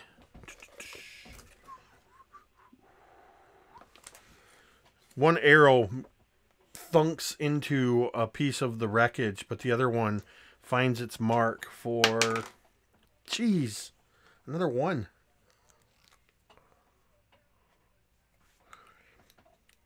Maybe Salida's in worse shape than we thought. As she barely hits one of the ghouls. And we are back to Vale and the Commodon. All right. Well, I'm going to keep on going. Now, just a quick question. How long does haste last? 1 minute, so basically this entire combat. Oh, wow. Okay. Yeah, we're pretty much only in the second round. Oh, man, the 6 seconds, just flies by. So, yeah, I'll split up my 3 attacks between the 2. I'll attack the one that seems healthier for an undead thing. Well, let's see. So there was only the one. You have to move to 2 of them, or you'd have to move over to some, and those are only one of them has been grazed by Salida. 3 of them are untouched. Okay, so you can touch them if you want to. Yeah, but I wouldn't want to leave my friends behind. That's the problem, right? All right. Because if my friends can't touch, and if they won't touch, then well, then they're no friends of yours. Well, yeah, it might be downtime for them. I'll see myself out. Thanks. By the way, great game. Hey, I gave a genuine chuckle at that. Thank you. Marquise left the camera. He did. He was like, I know where this is going. All right. So, I'll move over to 2 of them, and I'll start off with the first one. Oh no! Did you crit it? What's All right. that? What's What's that? Pew pew. So crits in an MTD game are automatic max damage, and then roll your damage dice one more time. And I'm just gonna make sure that I know exactly what it already is. So it's Smite already it. 14. Smite. You know what? Yeah, but is it worth it? Smite it. I want to see max smite damage, man. Come on. All right, fine. You know, thank God I didn't play a wizard, because I think at this stage it'd be like Meteor Swarm. No, I don't want to do Meteor Swarm. It's like one goblin. Meteor Swarm. All right, so that'll be. So I still need to roll. Okay. Man. Is it safe to say that this thing is dead? You mean with or without the smite? No, with the smite. I mean, I mean, you've already killed a couple of these things. You're confident that just your strike alone did a fair amount of damage to it, but smiting it's not going to survive. Because I know 14. Well, actually, I'll tell you what.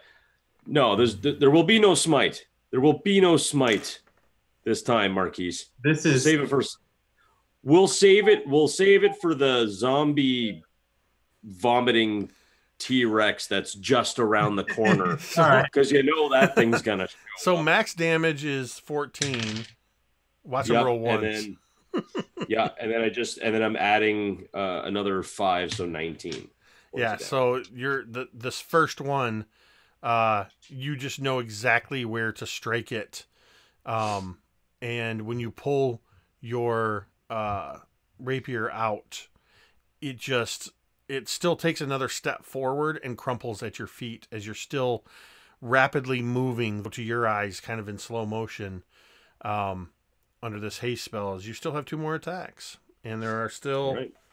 So I will switch to the next one. The next one does not hit. Definitely doesn't hit because that's a natural 2. But then I'll attack one more time for good measure. And that does hit. That's an unnatural 20. Okay. And I will smite that. I will smite that all day. So just give me 1 second here. So that's 8, 10. So 16 points of damage all in. All right. So I imagine I stab it I try to stab it through the eye again like I did the last time, but it actually went kind of through its nose and just kind of wiggling, and it's wiggling its head. I'm kind of thinking that's the funniest thing I've seen in a long time. But then when I pull it out, I kind of take its nose and half its cheek off, and then its tongue just starts lolling out the side of its face, and it's still the funniest thing ever because it's dangling like a little thing. Yeah, it's all lolling off to the side, but it's still managing to keep its feet under it. As it's your Commandant's turn, there are this severely wounded ghoul, one completely untouched, and one that has a slash across its cheek where Salita's arrow just grazed it. And I'll get the Commandant to attack the one that I've grievously hurt. Is there a way I can get the Commandant to position itself that it could attack the one that I've almost killed and then another one? Yeah, they're all pretty huddled up. They're not spread out. So all right, so we'll try and do that. Does your Commandant have reach? I don't remember if it has reach. No, it does not. With its I'm snakes. just gonna double check here. It's just 5 feet. Okay. So yeah, it's got to be right near to it. So it'll go and attack that schmook, and that's a 19 to hit. Yes, a hit. That's the one you already hit? Yes, I'm talking about the one. Yeah, that's close to kicking the bucket, and that will be 5 points of slashing. And what does it attack? What did it attack with? How was the Commandant attacking? It's just raking across with its claw. it completely takes this thing's head off. So, yeah, and then as it goes, it kind of like moves its body and just kind of like brings itself down in order to jump up, pounce, and it's going to bite the next one, the next ghoul. All right. Try and give that a shot. But it misses because 9 doesn't hit. Okay. Brilinya, it's Vorn's turn. Vorn is currently pinning down the one ghoul that you refused to kill for some reason.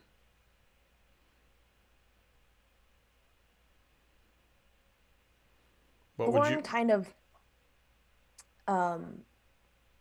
tilts his head for a second and then stands up, back up from the knee and just steps on the ghoul, the undead, just crushing its head.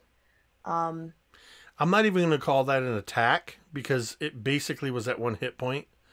And it's kind of pushed into the mud. So yeah, as it stands up, it almost looks like it just doesn't even know that it's there and crushes this ghoul.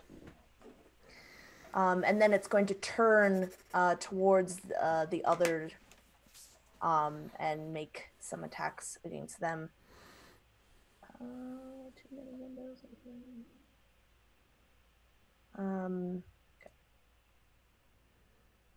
It's 15 and a 19 to hit. Yep. And that does... First one does 12, the next one does 16.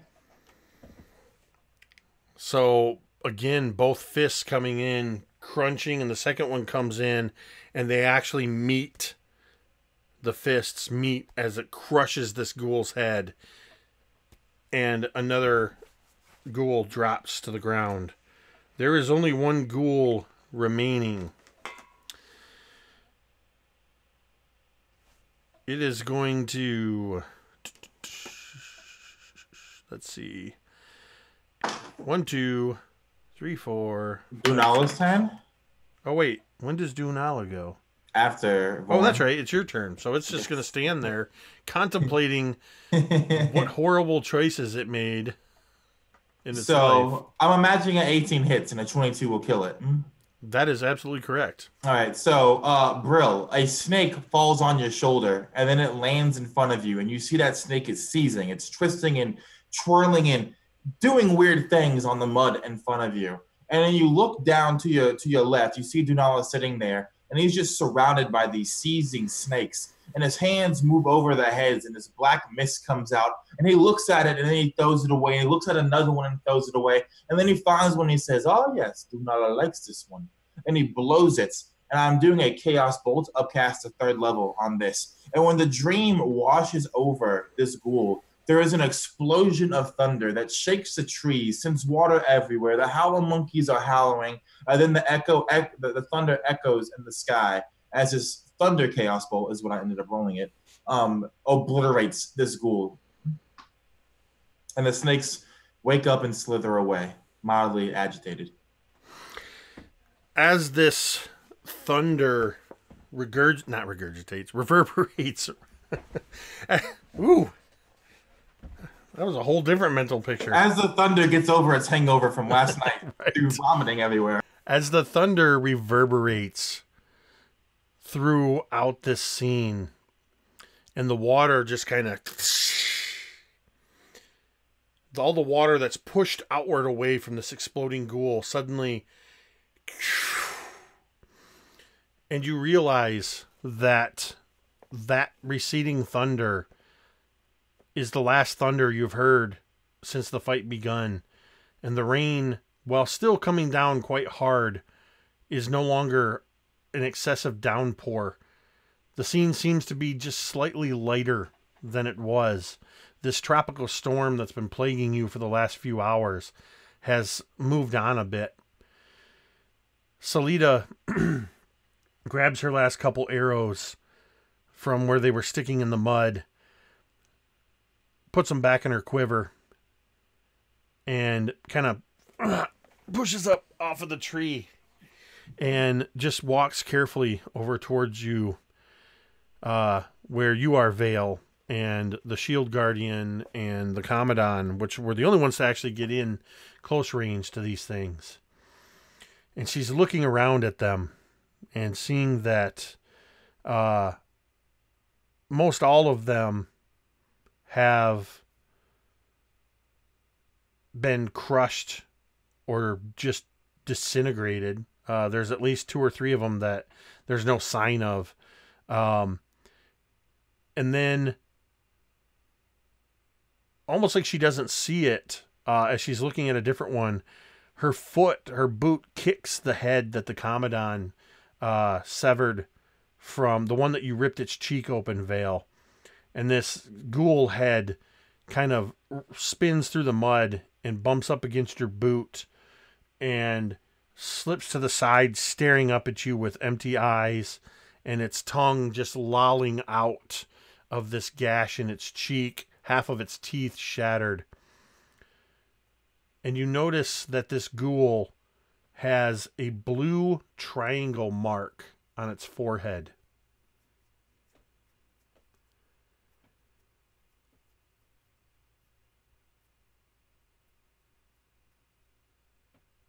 Did you do anything? Did you say anything?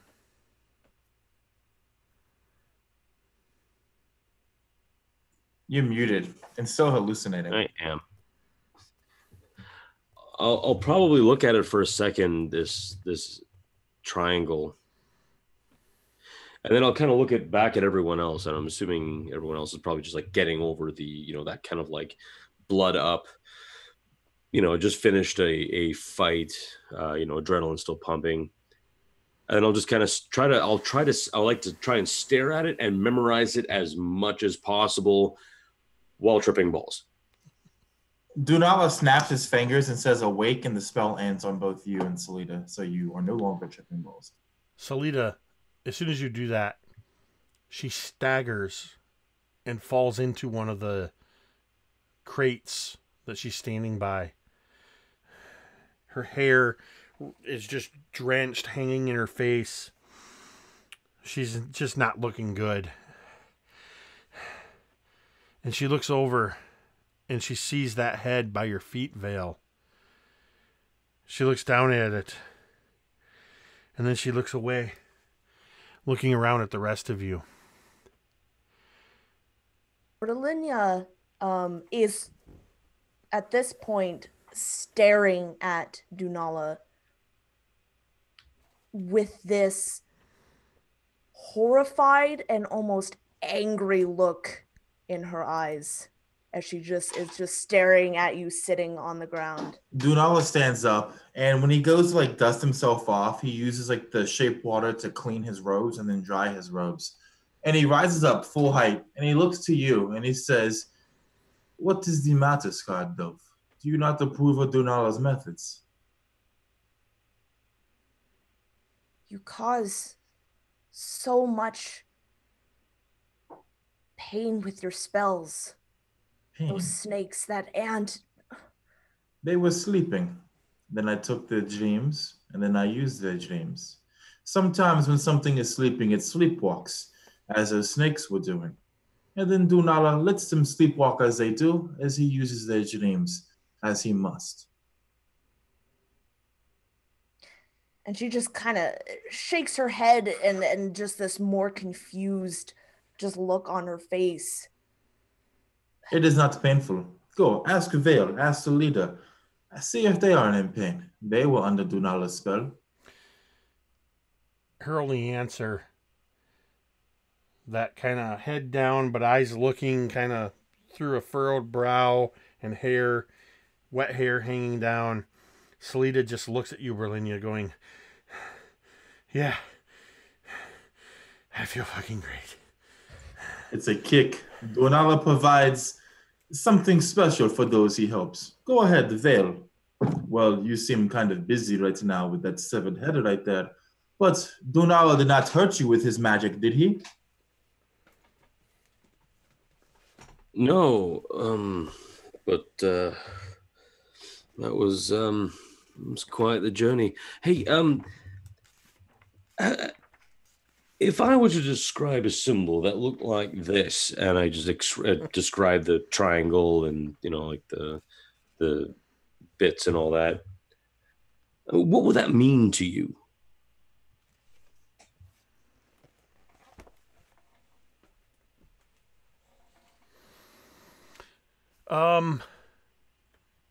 Dunala, make a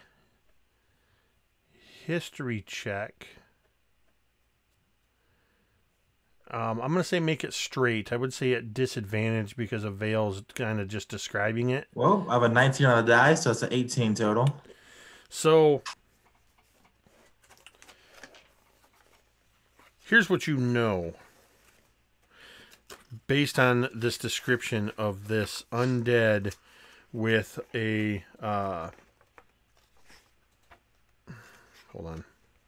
This undead with a...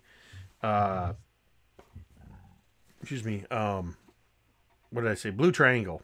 Good Lord. You know that there was once... there was once a Chultan paladin who was one of Ubtal's chosen. And he went by the name Raz Nasi. Raz was is a title that has, it's kind of like being a duke or a lord or something like that. It's a noble title. And he was a chosen paladin of Ubtal. And he was a sworn protector of the city of Mesro. But he betrayed his oaths and was banished from the city. He became a vengeful warlord and tried to conquer the city that he was once a protector of. And he raised up an army of undead. And so that all would know the power of Raz Nasi, he marked his undead warriors with a blue triangle on their forehead. Once upon a time, Vale, this jungle was free of undead. There were no zombies or ghouls walking around, just dinosaurs, which are scary enough. But there was another man, a champion, much like yourself of Ubtal. He could speak with the storm. He could talk to the Commandant. He could do what you do with your sword. But he broke his oath, and he left. And he made a great army of the dead. And that same army still plagues all of Chult even today. I'm sure you can see his handiwork all around you, yes? His name was Raz Nasi. A man who could have been king or something even better, a saint perhaps. But now he is merely one of Ubtal's many enemies. And this that you see around you is the curse his death has left with us. Wait. Are you trying to tell me that he was cursed just for leaving Chult? He was not cursed, no. He broke his pact with Ubtal. He broke the oaths he had sworn. And when he did so, he was banished from the lost city of Mesro. Well, lost now. Back then, it was not so lost. Oh. And when he was banished, he went and he killed and he resurrected, or rather reanimated, everybody he slayed and more. And these are the results. This curse. These undead all over Chult. Brilinya, make a perception check.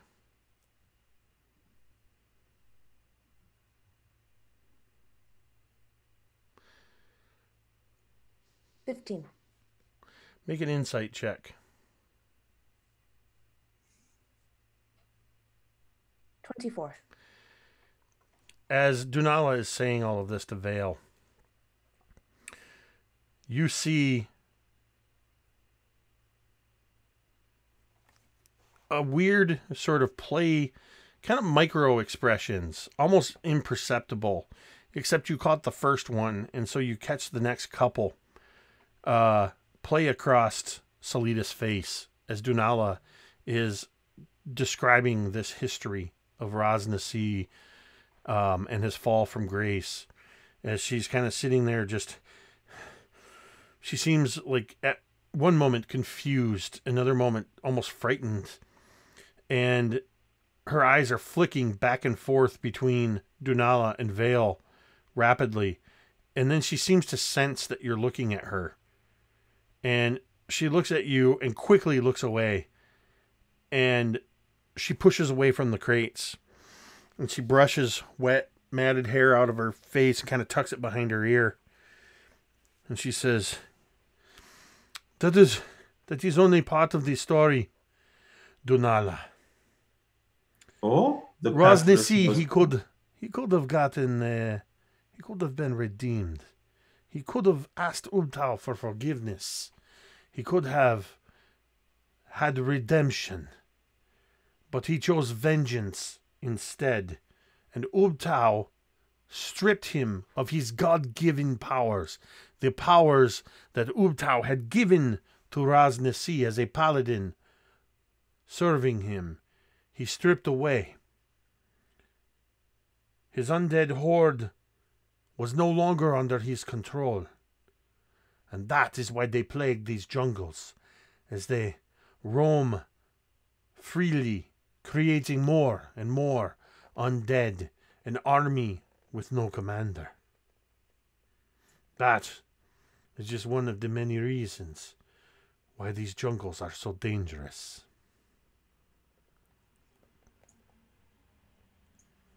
Dunal listens and he looks to you, Vale, and he holds up his left hand, and you see that triangle appear in his palm. And he says to you, did it look like this? Yeah. Now that you have unmuted your mic, I can continue this conversation. And he he brushes it away and he says, I would like to see where you saw these symbols. I'll point to the ghoul's head. He walks over to the ghoul's head and he picks up a rock from the ground and he smashes the head into pieces. And he stands up and he says, Ubtao has cursed these things. He has cursed the man who made these things.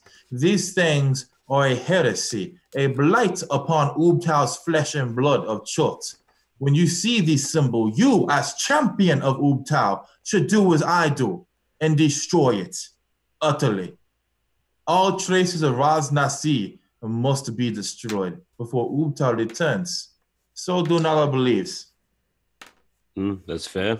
So now that I just saw it on your hand, am I supposed to cut your hand off? Or am I supposed to crush it with a rock? That was an illusion, and if you crush my hand with a rock, I will no longer have a hand, and I will be very disappointed in you, Vale.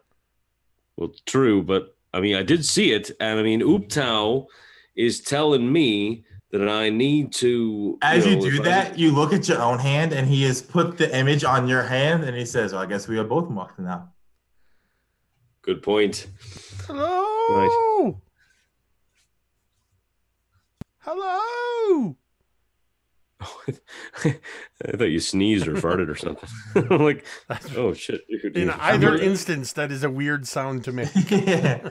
I believe I hear a howler monkey, and we should go eat it. Hello! On the ground! Can you help us? I'll take off and investigate the noise and look at the rest of the other two. Please, I know you're down there. Oh boy. There is nobody here. Go away, spirit. No, it's not a spirit. It's probably someone who decided to get a little bit greedy and then didn't know how to climb down again. Hello? Please. Yes. And oh, you can stop the fake coughing. We're down here. And just kind of wave. And how high is this thing off the ground? Anyway? about 50 feet up. And you see a woman kind of peer out. Like you see a hand at first. And you see like pulling herself up as she kind of... And she is looking down at you and just surveying the scene. And she goes, I'm I'm going to assume that you are not evil because you killed those ghouls. Please. We've been up here for almost a 10-day since we crashed. You're not wrong, although there's probably a small chance that we killed the ghouls because we wanted to eat you and didn't want to give the ghouls a chance to do it. We have not eaten in a 10-day. You look delicious. She turns. Only joking. She Only turns joking. and says something behind her. We're willing to take that chance. Help us. And that's where we're going to end. Oh, you cheeky. All right. Thus ends episode 20. What goes up must come down. Or maybe go even upper, or sometimes fall even downer. Hello? I don't know that I need your extra subtitles there, Marquise. I got you, dude. Every episode, subtitles by Marquise. It'd be perfect. The additional mark. I'll give the title at the beginning, and then at the end you can tell us what the subtitle is. Yeah, he's the backup singer that no one wanted. All right. Well, thank you. We kicked all the ass today. It was great. Thank you all, as always, for bringing such awesome role play. It seems like even though we're down a person, we have extras with, you've got Salida, you've got a Commodon, as yet unnamed, a celestial steed granted by Ubtao. You've got Vorn, your shield guardian. You've laid waste to some undead, learned a little bit about the undead, and apparently discovered the wreckage of the airship, whose name I've already forgotten, the Star Goddess, I think. But we'll find that out next week, because that'll probably be the title of the episode, the wreckage of the whatever the ship is called. I already closed the book and set it aside. So I'm going to give each of these amazing players an opportunity to have a last word as we head out of here and promote whatever the heck they want to promote. And then we will sign out. So let's go to Mr. Mike the Piper. Oh, Chill. Promote yourself. I thought. Yeah, I'm on the YouTube under the same name, or at least a channel under the same name, where I'm running an empire building campaign that's extremely political. So much so that I actually need an entire Trello board to try and make sense of what is going on. But it's really, really great. Really enjoying it, having a great time. Also, when I am not being a lazy bugger, I am putting out monstrous tactics videos on how to get the most out of the monsters that you run. Once I get motivated, the next one is going to be all about the Displacer Beast, one of my favorite kitties. So check out for that. You can also find Mike over on A Fistful of Dice in the Provokers Season 2 campaign. Wait, the witch now? Because I don't remember that. Is that a campaign? Because it's been a long time. It's been so long, but I know I just saw there's a date been announced for it's end of June, correct? Yeah, definitely looking forward to jumping back into Edric Meadows' very, very large armor. Yes, the Provokers Season 1 and this Provokers campaign Season 2 are phenomenal campaigns, and Mike is one of the players in that. Let's head over to Mr. Marquise. I don't know whether to call you a point to inspire, stereotypical Marquise, mastered by Marquise, but I know you got a few games to promote. Yeah, man. So I have a YouTube channel called Mastered by Marquise. Really cool name. Go check it out. I'm running a campaign every Saturday. The campaign is called the Cirque de Ghoul. It's a really weird campaign. Imagine Ravenloft if it was a creepy, bloodthirsty, haunted circus with a bit of Cowboy Bebop character drama involved. Megan over here is inside of that campaign. You can't see my other arm, so I was pointing for no reason. It's a good time. And make sure to tweet to Jake and tell him to let us level to level 6 so I can make really weird shadow creatures. Satisfied. You got just a little bit longer. I told you when you got to level 5, it was going to start getting harder to level up. Yeah. And then, of course, we've got Megan, who, as I always say, is no stranger to this channel. So go ahead and promote whatever the heck you want. I know you got a little side project that you can promote. Yeah, so I'm Megan. I'm one half of the YouTube channel Dice on Ice. The YouTube channel itself will be taking a bit of a break from running any games because we are publishing a setting supplement, the Ravaged Wasteland of Kryphoth, at the end of this month. Hopefully, probably. So I'm editing that. yes, it is being edited by Marquise, and it is awesome, and it'll be available on DriveThruRPG. And if you head over to the Dice on Ice channel on YouTube, you can see a few games that have been run in that setting, or you can head over to Master by Marquise, and you can see the last 7 days campaign, which I produced here on the channel prior to the Bastards of Bastion campaign, which is the first thing I'm going to plug. Sunday nights at 8 p.m. right here on twitch.tv/mini-terrain-domain is the Bastards of Bastion, a Harbinger Dark Science Fantasy mini campaign featuring Megan and a couple other amazing players. We've got, of course, Monday nights at 8:30 is this campaign right here, the Chult of Personality. On Tuesdays, we've had a little bit of a technical glitch, so you won't be able to watch live tomorrow. But otherwise, for another couple Tuesdays anyway, on Wylock's Crafting Vids is a mini campaign, The Seekers of Selûne, that I've been playing in as the rogue Benedict Atticus Fitzgerald. Wylock put that together with myself, the Crafting Muse, Dungeons and Glue Sticks, the Crafting Engineer, all of us crafters getting together and just having a good time playing a game.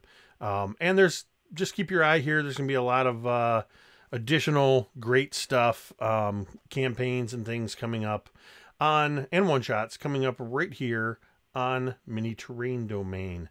Twitch gives you, and Amazon Prime give you a free Twitch subscription every month. So just think about it. Maybe subscribe to MTD if you like what you see here. But you don't have to subscribe to hear my classic outro, as we thank you once again for watching. Thank you to all of these amazing players. Until next time, mitada and